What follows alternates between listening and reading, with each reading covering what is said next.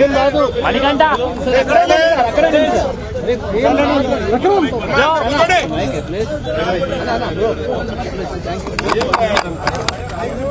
మణికంఠ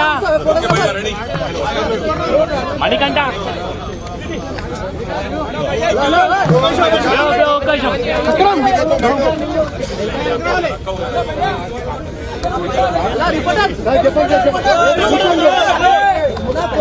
గెలిపిస్తే 3 నెలల్లోనే 6 గ్యారెంటీలు అమలు చేస్తాం. సంవత్సరానికి ప్రతి కుటుంబానికి 2,50,000 రూపాయల సహాయం చేస్తాం. 3 నెలల్లోనే 6 గ్యారెంటీలు అమలు చేస్తామని చెప్పి ఈ రాష్ట్ర ప్రజలను మోసం చేసి అభయహస్తం అని చెప్పి మేనిఫెస్టో పెట్టి ఇవాళ 3 నెలల్లో అమలు చేస్తామని చెప్పి 3వ బడ్జెట్ ప్రవేశపెడుతూ కూడా 6 గ్యారెంటీలకు చట్టబద్ధత కల్పించకుండా 6 గ్యారెంటీలకు డబ్బులు కేటాయించకుండా ఈ రాష్ట్ర ప్రజల్ని మోసం చేస్తున్న కాంగ్రెస్ పార్టీని నిలదీయడానికే, కాంగ్రెస్ ప్రభుత్వాన్ని నిలదీయడానికే ఇవాళ తెలంగాణ అమరవీరుల స్తూపం సాక్షిగా మేము ఈ నిరసన కార్యక్రమాన్ని చేపట్టాం. జేమ్స్ బాండుల మాదిరిగా బాండ్ పేపర్లు రాసిచ్చారు కాంగ్రెస్ ఎమ్మెల్యేలు. గ్యారంటీ కార్డులు ఇచ్చి భద్రం చేసుకోమన్నారు.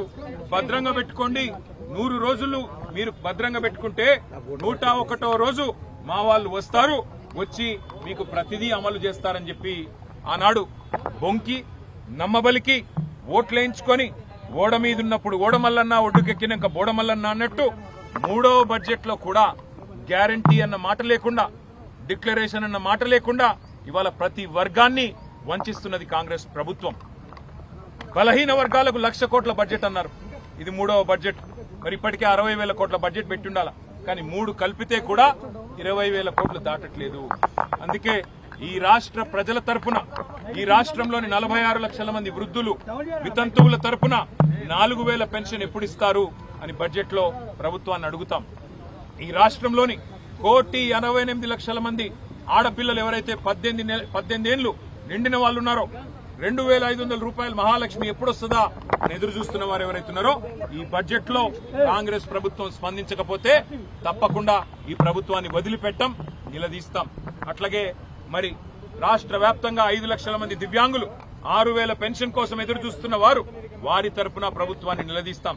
ఇవి మాత్రమే కాదు, మీరు చెప్పిన 6 గ్యారంటీలు, 420 హామీలు, మీరు రాసిచ్చిన బాండ్ పేపర్లు ఇవాళ నీటి మీద రాతలైనాయి, నీటి మూటలైనాయి తప్ప ఏమీ కాదనే విషయాన్ని మళ్ళొక్కసారి నొక్కి చెబుతాం.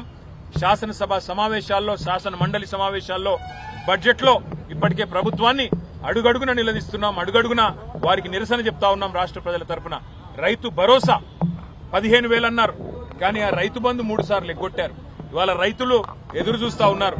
ఉగాది దాటిపోయింది, మరి సంక్రాంతికి ఇవ్వాల్సిన రైతు బంధు ఉగాది వచ్చినా పడతలేదంటే మరి ఈ ప్రభుత్వం యొక్క చేతగానితనం, ఈ ప్రభుత్వం యొక్క వైఫల్యం ఎంత తీవ్రంగా ఉన్నదో అందరు చూస్తా ఉన్నారు.